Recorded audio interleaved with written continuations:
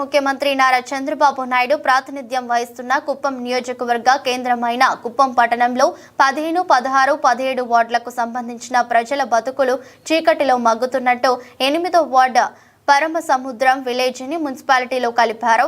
ఇక్కడ town period లైన్సే లేవు, village line లోనే ఉన్నాయి. పేరుకు మాత్రం మున్సిపాలిటీ విద్యుత్ ఎప్పుడు వస్తుందో ఎప్పుడు పోతుందో కూడా తెలియడం లేదు. ఆవేదన వ్యక్తం చేస్తున్నారు.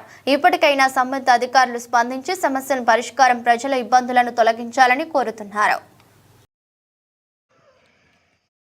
మున్సిపాలిటీలోని 8 పంచాయతీలకు కూడా ఇప్పటికీ కూడా చాలా పంచాయతీలకి టౌన్ ఫీడర్ అనేది ఇవ్వలేదు.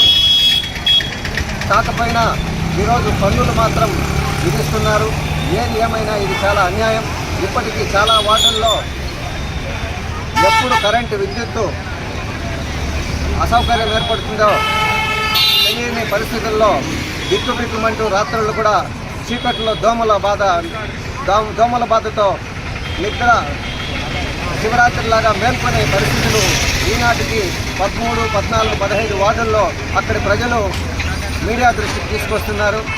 ఏ అర్ధరాత్రి 1 గంటకో కరెంటు అంతరాయం ఏర్పడితే మరలా 2-3 గంటలు కూడా ఆ ప్రాంతాల్లో చీకటే అలముకొని ఉంటుంది.